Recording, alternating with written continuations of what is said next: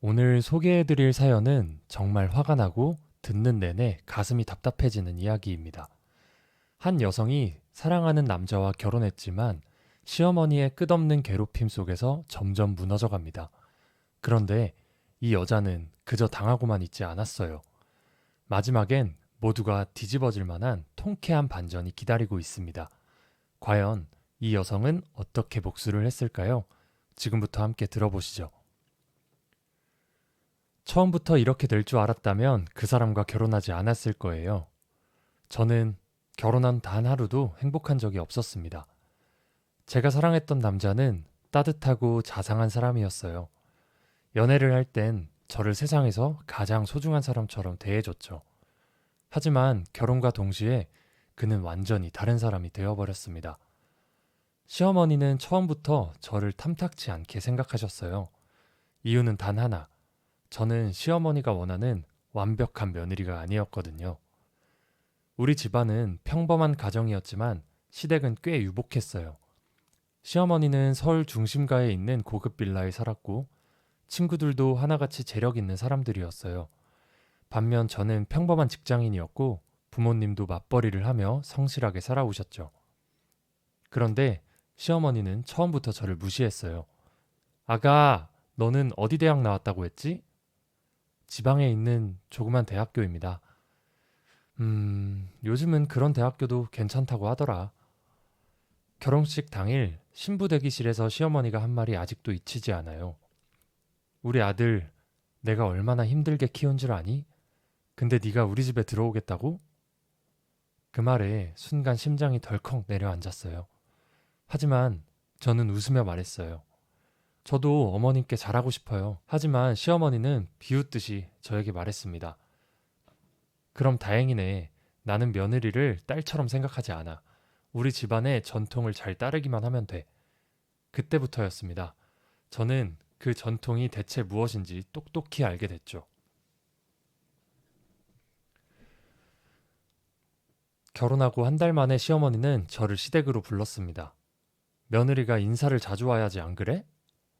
남편도 별다른 반응이 없었고 저는 그래도 좋은 며느리가 되고 싶어 시댁으로 갔습니다. 그런데 그날 저는 평생 잊을 수 없는 사건을 겪었습니다. 아가, 너 요리 잘하지? 시어머니가 대뜸 저를 부엌으로 끌고 가셨어요. 저는 당황했지만 성의껏 요리를 했습니다. 그런데 시어머니는 저를 가만두지 않으셨어요. 어머, 간이 왜 이렇게 싱거워? 우리 집안은 짜게 먹는데. 너는 아무것도 모르네. 다시 해봐. 전 다시 요리를 했어요. 그런데 또 한숨을 쉬며 젓가락을 내려놓는 거예요. 아니, 이걸 어떻게 먹어? 네 친정에서는 이렇게 먹니? 남편이 옆에서 말렸지만 시어머니는 더 심한 말을 하셨죠. 네가 우리 집안 음식을 배워야지. 아니다. 이건 그냥 넘어갈 일이 아니야. 그날 저는 시어머니가 원하는 대로 음식 5가지를 다시 만들었어요. 그러고도 시어머니는 만족하지 않으셨죠. 그날 밤 집으로 돌아가는 차 안에서 남편에게 말했습니다. 여보, 나 오늘 너무 힘들었어. 어머니가 계속 뭐라고 하셔서. 그런데 남편의 대답이 가관이었어요. 엄마가 너한테 기대가 커서 그래. 그냥 맞춰드려. 그때부터였습니다. 저는 이 결혼이 잘못됐다는 걸 깨닫기 시작했어요.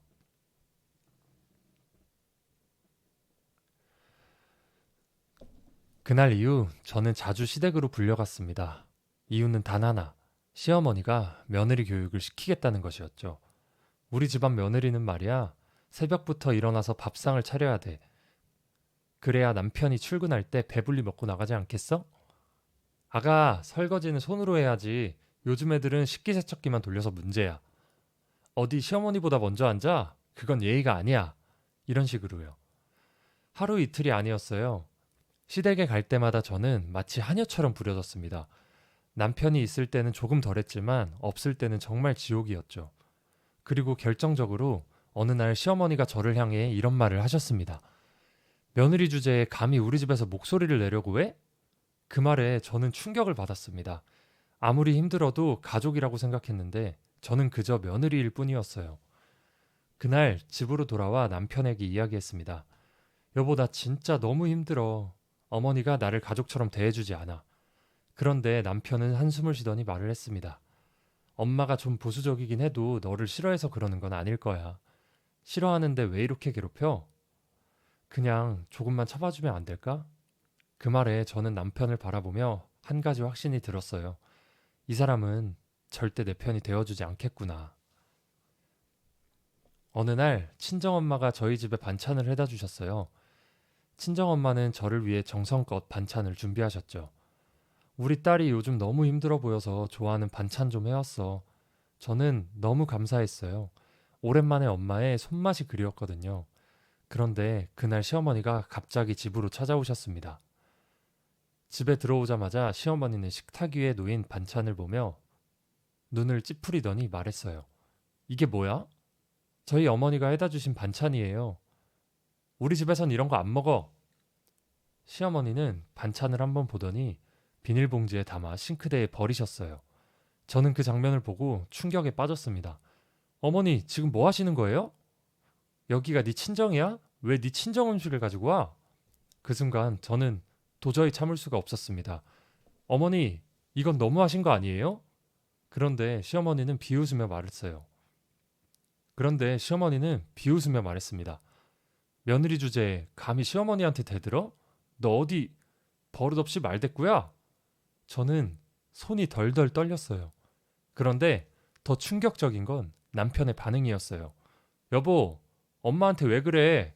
그냥 엄마가 싫다고 하면 치우면 되잖아. 그날 저는 다시 한번 깨달았습니다.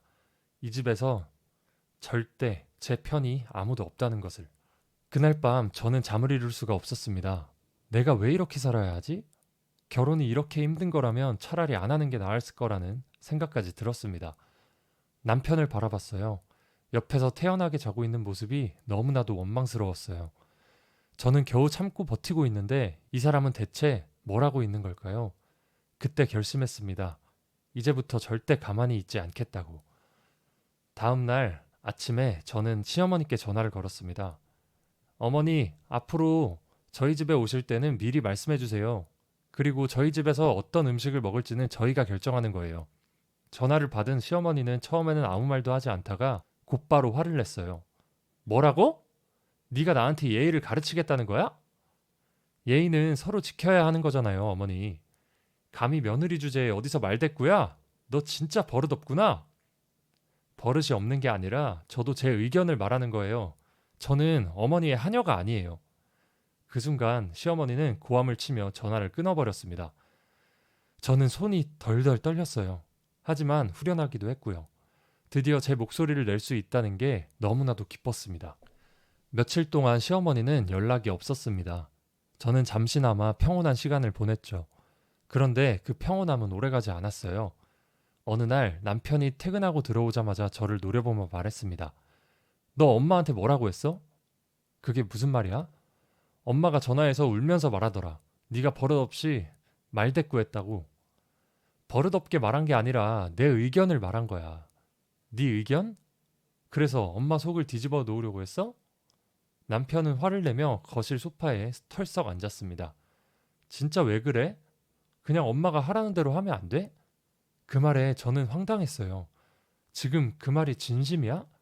내가 당하는 건 괜찮고 어머니 기분만 중요해?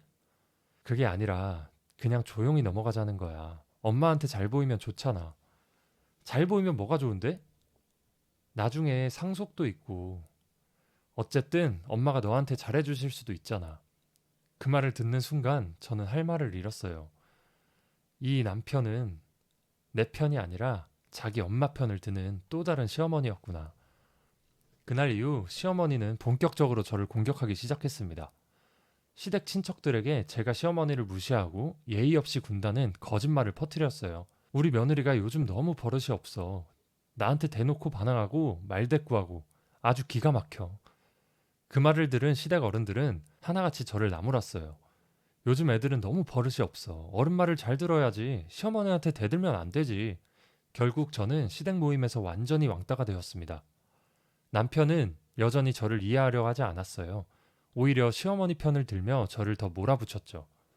그러게 왜 엄마한테 그런 행동을 했어? 그냥 조용히 지내면 될 걸 왜 자꾸 문제를 만들어? 남편의 태도는 저를 절망하게 만들었습니다. 저는 깨달았어요. 이 집에서 나를 보호해줄 사람은 아무도 없다는 것을. 시어머니가 저를 궁지로 몰아갈 동안 저는 가만히 있지 않았어요. 반격을 준비하기 시작했죠. 우선 시어머니의 거짓말을 밝혀낼 방법을 고민했어요. 그리고 마침내 한 가지 방법을 떠올렸습니다. 그래, 이 방법이라면 시어머니의 본성을 모두에게 보여줄 수 있을 거야. 저는 조용히 핸드폰 녹음 기능을 켰습니다. 시어머니의 진짜 모습을 녹음해서 모두에게 들려줄 생각이었죠. 그날 저는 시어머니를 찾아갔습니다. 어머니, 저한테 할 말 있으시죠? 시어머니는 여전히 저를 무시하는 태도로 말했어요. 그래, 네가 요즘 너무 버릇이 없어. 우리 집안에 들어왔으면 시어머니 말을 들어야지. 감히 네가 나한테 대들어? 그때였습니다. 저는 주머니에서 핸드폰을 꺼내 녹음을 재생했습니다. 며느리 주제에 감히 우리 집에서 목소리를 내려고 해? 네 친정에서 갖고 온 음식 따위 우리 집에서 먹지 마. 너 같은 애는 우리 집안에 어울리지 않아. 녹음된 음성이 울려 퍼지자 시어머니의 얼굴이 파래졌어요. 너 이게 뭐야? 어머니가 저한테 하신 말씀들이에요.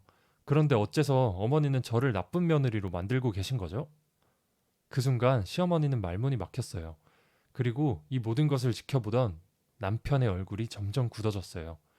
이제 모든 것이 바뀌기 시작했습니다. 남편이 말을 했어요. 이게 뭐야? 남편은 핸드폰에서 흘러나오는 녹음 파일을 듣고 멍해진 표정을 지었어요. 제가 말을 이었죠. 어머니가 저한테 하신 말씀이에요. 그런데도 내가 아직도 버릇없는 며느리라고 생각해? 남편은 아무 말도 하지 못하고 핸드폰을 내려봤어요. 저는 남편의 얼굴을 뚫어지게 쳐다봤어요. 이제라도 나를 믿어주겠지? 그런데 남편이 입을 열었을 때 저는 또 한 번 배신감을 느껴야 했습니다. 아니, 그래도 엄마가 일부러 그런 건 아닐 거야. 그냥 감정이 격해져서 그랬겠지. 뭐? 네가 계속 엄마한테 대들었으니까 엄마도 욱해서 그런 거겠지. 저는 남편을 멍하니 바라봤습니다. 이걸 보고도 아직 시어머니 편을 든다고? 당신 지금 무슨 말을 하는 거야? 이걸 듣고도 아직도 어머니가 억울하다고 생각해? 아니, 그게 아니라 그냥 네가 이해 좀 하면 안 돼? 그 순간 제 안에서 무언가가 뚝 하고 끊어지는 느낌이 들었습니다. 남편이 저를 믿지 않는다는 사실에 절망했지만 저는 물러서지 않기로 했어요. 그래, 이 남자한테 기대는 건 이제 끝이야. 이제 내 힘으로 살아남아야 해. 그런데 시어머니는 여기서 끝내지 않았습니다. 저를 완전히 내쫓기 위해 더 강한 계략을 준비하고 있었습니다. 며칠 후 남편이 퇴근하고 들어오자마자 저를 노려보며 말했어요. 너 엄마 돈 훔쳤어? 뭐? 엄마가 그러는데 네가 집에 갔을 때 돈이 없어졌다고 하던데? 순간 저는 숨이 턱 막혔습니다. 지금 뭐라는 거야? 엄마가 그러던데? 너 그날 엄마 집에 갔잖아. 그리고 엄마 방에서 뭘 했는지 몰라도 그날 이후 돈이 다 사라졌다고 하더라. 그제야 깨달았습니다. 시어머니가 저를 도둑으로 몰아가고 있다는 걸. 말도 안 돼. 내가 어머니 돈을 왜 훔쳐? 나도 그렇게 믿고 싶어. 그런데 엄마가 너무 확신하잖아. 그날 이후로 현금이 사라졌대. 저는 한숨을 쉬며 말했어요. 그 돈이 얼만데? 1,000만 원. 뭐? 저는 어이가 없어서 웃음까지 나왔습니다. 1,000만 원이 사라졌는데 나한테 덮어 씌운다고? 당신도 이게 말이 된다고 생각해? 그러니까 경찰에 신고하면 되겠네. 그 순간 제 머릿속이 차갑게 식었어요. 그래, 신고해. 그럼 CCTV부터 조사해보자고. 저는 당당하게 말했어요. 그래, 경찰 부르자. 부르면 되잖아. 내 결백을 증명할 수 있겠지. 그런데 남편의 반응이 의외였어요. 아니, 뭐 꼭 신고까지 해야 돼? 그냥 엄마가 착각했을 수도 있잖아. 그냥 조용히 넘어가면 안 돼? 저는 너무 어이가 없어서 헛웃음이 나왔어요. 너 진짜 엄마한테 완전히 세뇌당했구나? 저는 이 싸움에서 물러설 생각이 없습니다.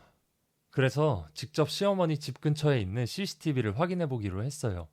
친구를 통해 근처 상가에 CCTV 영상을 확보했죠. 그리고 확인해 본 결과 그날 시어머니 집을 다녀간 사람은 저뿐만이 아니었습니다. 시누이도 그날 시어머니 집에 다녀갔던 것이었어요. 그런데 남편은 이 사실을 전혀 모르고 있었어요. 이걸 알면 어떻게 반응할까? 저는 천천히 말을 꺼냈어요. 그날 너희 누나도 시댁에 갔더라. 뭐? CCTV를 확인해봤어. 그리고 그날 돈이 사라졌다고 하는데 나 말고도 다른 사람이 있었어. 그러니까 이제 범인을 진짜 찾아야겠지? 그 순간 남편의 얼굴이 창백해졌어요. 설마 누나가? 아니, 나도 몰라. 하지만 어머니는 그 사실을 알고도 나한테 뒤집어 씌운 걸 거야. 그 순간 남편은 멍하니 앉아만 있었어요.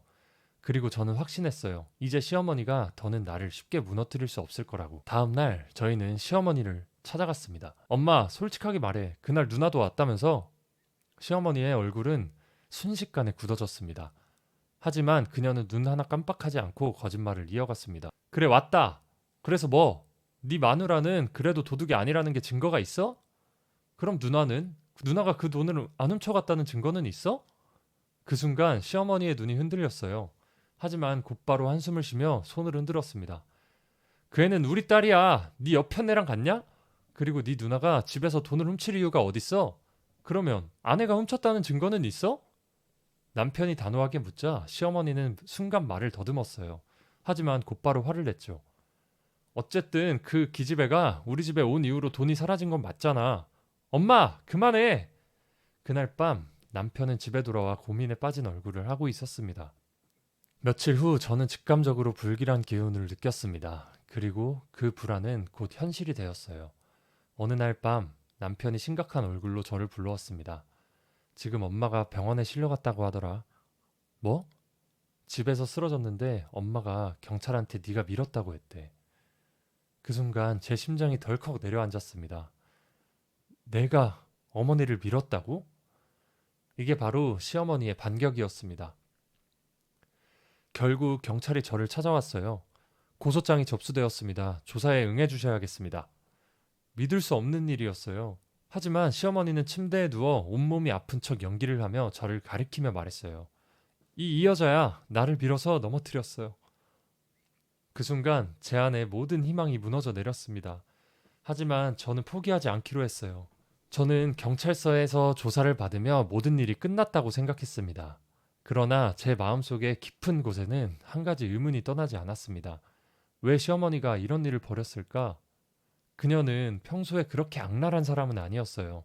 물론 고집이 세고 때로는 날카로운 말로 저를 짓누를 때도 있었지만 이렇게까지 할 사람은 아니었죠. 하지만 그날 경찰서에서 돌아온 후 저는 한 가지 중요한 사실을 떠올렸습니다. 병원에서 그녀의 상태는 정말로 심각했을까? 내가 미뤘다고 주장했지만 시어머니의 별다른 외상은 없었고 병원에서도 가벼운 진단만 받았다고 합니다. 다음 날 경찰은 저에게 다시 조사를 요구했어요. 혹시 기억나세요? 병원에서 시어머니가 어떤 말을 했는지. 조사관의 질문에 저는 잠시 멈칫거렸습니다. 그때 경찰관은 한 가지 사실을 말했습니다. 시어머니가 병원에 입원한 뒤 신경외과 의사에게도 상담을 받았는데 의사는 시어머니의 상태가 전혀 심각하지 않다고 했습니다. 저는 그날부터 한 가지 일을 시작했습니다. 시어머니가 병원에 입원한 이유를 제대로 파헤쳐 보기로 했어요. 병원 기록을 살펴본 결과 시어머니는 그날 아침에 스스로 가서 입원했다는 사실을 알게 됐습니다. 병원 직원들이 기억하는 바에 따르면 시어머니는 아무 문제 없이 걸어 다녔고 입원하기 전까지 아무 이상도 보이지 않았다고 했어요. 그럼에도 불구하고 시어머니는 저를 밀었다 주장하면서 경찰을 부른 것입니다. 이제 저는 시어머니의 속임수를 드러낼 증거를 찾았고 그녀의 계획이 얼마나 치밀했고 악랄했는지를 알게 되었습니다. 저는 이 사실을 남편에게 말할 수밖에 없었어요. 아니, 말해야 했어요.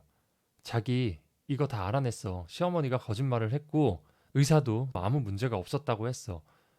남편은 처음에 믿을 수가 없다는 듯이 저를 바라봤습니다. 병원 기록을 보고 모든 CCTV를 살펴본 결과 그날 어머니는 아무 문제가 없었어. 그런데 왜 갑자기 나를 몰아가려고 했는지 이제 알겠어. 그 순간 남편은 얼굴이 창백해지며 어머니와의 관계에 대한 의심을 품기 시작했습니다. 남편은 잠시 말을 아꼈고 결국 어머니와의 결별을 결심하기 시작했습니다. 남편은 시어머니의 잘못을 알게 된 후 머릿속이 복잡한 듯 보였어요. 그는 시어머니와 저 사이 갈등을 끊어야 한다는 결정을 내렸지만 그동안의 가부장적인 사고방식에 벗어나는 것이 쉽지 않았습니다. 그날 저녁 시어머니는 집에 돌아왔습니다. 그녀는 거의 미친 듯이 소리쳤어요. 왜 그랬어? 내가 너를 어떻게 믿고 살았는데? 왜 나를 경찰에 고발했어? 남편은 아무 말 없이 그녀의 말을 듣고 있었습니다. 엄마, 이제 더 이상 그런 행동은 안 돼요. 아버지가 돌아가신 후 이제 내 아내가 중심이 되어야 합니다. 엄마, 나는 더 이상 이제 어머니와 살 수 없어요. 그동안 엄마가 했던 일들 이제 내가 다 알아. 남편은 그 말을 끝으로 시어머니에게 집을 떠나달라고 했습니다. 시어머니는 눈물을 흘리며 남편에게 애원했어요. 내가 너한테 얼마나 잘해줬는데 너가 어떻게 이렇게 나를 배신할 수가 있어? 그 말에 남편은 더욱 단호하게 대답했습니다. 엄마, 나는 더 이상 그때처럼 살 수가 없어. 내 아내를 위해서라도 이제 이 갈등을 끝내야 해. 그리고 그날 저녁 시어머니는 다른 지역으로 이사를 가기로 하고 저희와 연을 끊기로 하였습니다. 시어머니가 집을 떠난 후 저는 자유로운 기분이 들었어요. 그동안 묵혀왔던 억울함과 분노가 조금씩 사라지기 시작했습니다. 남편과의 관계도 점점 좋아졌어요. 우리가 함께 문제를 해결하고 서로를 이해하면서 많은 갈등을 풀어갈 수 있었죠. 시어머니가 떠난 뒤 남편은 이전보다 더 다정하고 배려심 깊은 사람이 되었습니다. 저 역시 이제는 아내로서의 역할을 제대로 할 수 있게 되었죠. 무엇보다 가족 모두가 서로를 존중하는 분위기 속에서 살아갈 수 있게 되었습니다. 그리고 몇 달 뒤 시어머니는 제게 연락을 해왔어요. 미안하다. 내가 너무 급하게 행동했다. 너에게 상처를 주려고 한 것은 아니었어. 그때 저는 그저 조용히 응답했습니다. 이제는 아무것도 묻지 않을게요. 다만 그때 내게 한 일이 기억에 남을 거예요. 그 후에도 시어머니는 우리 집에 다시 돌아오지 않았습니다. 하지만 이 사건을 통해 우리는 각자의 인생을 새롭게 시작할 수 있었습니다. 그리고 저는 다시 한번 제 자신을 찾았고 더 나은 삶을 살아가고 있습니다. 자, 여러분, 오늘 이야기는 여기서 끝이 납니다. 시어머니와의 갈등 속에서 시작된 이 이야기는 결국 며느리의 승리로 끝을 맺었죠. 감정의 롤러코스터를 탄 그 여정에서 모든 갈등을 해결하고 새로운 삶을 찾은 며느리의 모습을 보니 통쾌하고 감동적이었네요. 여러분도 가끔 이렇게 묵묵하게 나아가며 문제를 해결할 수 있지 않을까요? 오늘도 저희 채널과 함께 해주셔서 감사합니다. 그럼 다음 이야기에 또 만나요. 구독과 좋아요 부탁드릴게요.